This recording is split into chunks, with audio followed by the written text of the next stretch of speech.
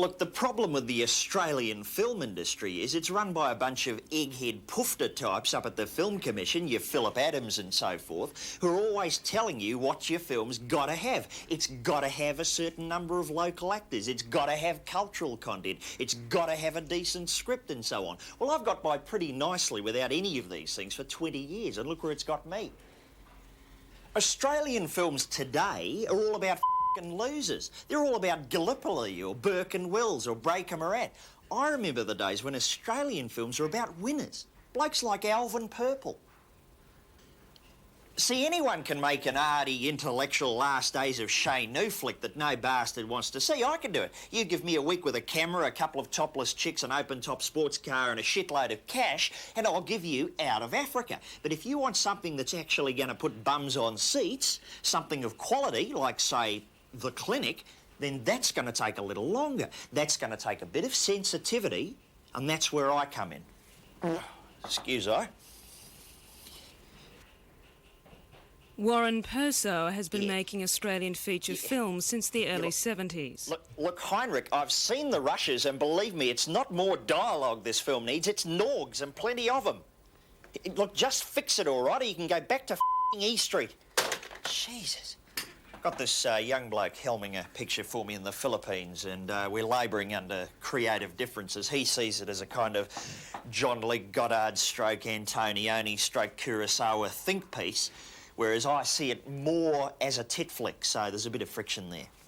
If we could talk about your early work, you began by making, I suppose, exploitation pictures? Sure, and I make no apologies for that, Judith. Those films were, for their day, very successful. Films like Confessions of a Bloke with a Really Big Donger, Suck Me to Death, the film where I brought together the characters of Dracula and Emmanuel. You might recall the poster line, she went down for the count. I was doing some pretty innovative stuff in those days. People forget, I was the first person in this country to make a film in Norgarama. See, you might call them exploitation films. I prefer to see them as explorations of the Australian psyche. Yeah, but at the same time, you must admit they were pretty crass and offensive. Well, what are you referring to? What about 1974's Filipino Fur Burger? Look, Filipino Fur Burger, in its original script, was a pretty subtle, sophisticated comedy of manners. Now, I was under a lot of pressure from distributors, drive-in owners, so sure, it did end up being a bit of a tit-fest, but a pretty classy one, I think you'll agree, and what a dream cast. Blundell, Ferrier, Penny, Abigail. One critic described it as the work of a crude, insensitive, puerile, misogynistic, cretinous, infantile Philistine. Yeah, but I'm more than just that. Jeez, I don't know where this insensitive thing comes from. Steve-O, can you get that fat chick to bring me another bottle of Homo water? But in 1975, Perso gained a certain respectability with his movie version of David Williamson's biggest stage hit. Hey, Ron, mind if I screw you, missus? Bugger off. You're not a socialist. Oh, you can talk, you liberal voting poofter. Hey, Ron's no poofter. I've got photos of him screwing my missus. Yeah? Is that right? I thought he was screwing your missus, Jack. You weak bastard. You wouldn't say that if Gough Whitlam were Prime Minister. Oh, you don't think so? No, you don't think so? No, yeah. Hey, steady on, fellas, steady on. Sorry, Ron, they only had light beers left.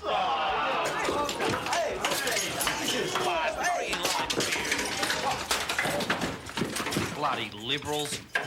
Yeah, I think a lot of people were surprised by the subtlety of that piece. They didn't expect that from me. Now, your next film in 1978, The Bermagui Bronze, was a multi-million-dollar flop. What went wrong? Look, I don't know. We had a terrific ad campaign. The Passion. Listen to me, Barry. Listen to me. Listen to me, Barry. I'm an Iron Man. Your brother's an Iron Man. Your mum's an Iron Man. We're all Iron Men. And what have we got in common? We've all bagged the Bermagui Bronze. And now it's your turn. Go out there and come third. Come third like a real Australian athlete. The excitement. Joe, just got the test results from the Institute. They reckon Barry might come second, or even worse, win. Bugger the Institute, Jock. Bugger him. Barry's my son. And if I say he can win the bronze, he bloody bloody well can! The romance. Joe, you'll have to choose. It's either me or the Bermagui bronze. Listen, Bev, I'm not just doing this for me and Barry. I'm doing this for everyone in this big, brown, flat, mysterious, crazy country who knows what it means to come third for Australia. The Bermagui bronze. David Stratton, writing in The Australian, described it as utterly shithouse. Oh, yeah, well, he's just being anti. Now, it was after this you disappeared for a few years, Yeah, that's when I moved to France. escaping your creditors? No, look, hang on. Firstly, let me just say one thing. The film industry here is apart from the odd visionary like your Warwick Kappa, it's a shot bird. But in France, they understand people like me. They understand that, sure, I'm a filmmaker, a craftsman. Sure, I'm a businessman. But hey, I'm also an artist. I am one, Judith, who worships at the temple of cinema. And that's why over there, I was able to get the finance to make my, to date, only genuine art film, French Chicks in the Nutty. Which has never been released in this country. Not as yet, no, but I am in the process of stitching up a distribution deal with a mob in Canberra, Caballero Video, I think they're called. Very classy outfit. Now, on your return, you embarked on your biggest disaster. Yeah, look, this is what happened. I wanted to make a big budget movie about a great Australian explorer. Now, I concede I may have chosen the wrong one. Strzelecki, a story of courage and determination as big as Australia itself. I'm telling you, Strzelecki, it's madness. No one's ever conducted an extensive geological study of the Bathurst and Lower Gippsland regions and lived to tell the tale. Yeah, I don't think the public was really ready for Strzelecki. In fact, I don't think they ever will be.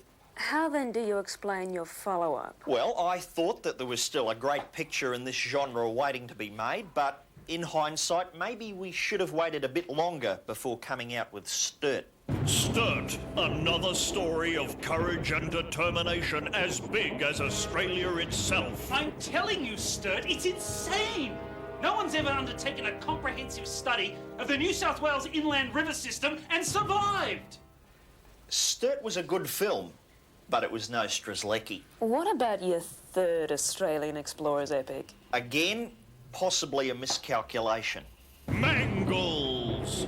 I'm telling you, Albie, it's crazy. With the No one's ever failure of attempted his to Explorers design a trilogy, documentary Perso series has returned to the kind of films that made him famous. Production has just commenced on his latest, Kelvin, Son of Melvin, Son of Alvin. You are f***ing kidding me, Alan. You are f***ing kidding. You know we need a big American name to get the Yanks on board.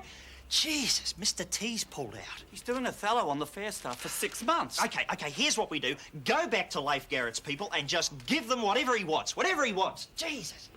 And so the old master is back at work on a movie he hopes will herald a return to the style of filmmaking that made the Australian cinema what it is today. Now, this is the opening sequence where Kelvin Purple is being pursued by a throng of sexy chicks. As you can see, we've secured the services of Santo Cilauro in the lead. Makes a change of pace from that intellectual bullshit he does on the ABC. Here's Abigail coming out of the shop, the double take, and there's the money shot there. Now, what do you think, Judith? Do you think we should go with, say, this sound effect here? Or, option B, this sound here?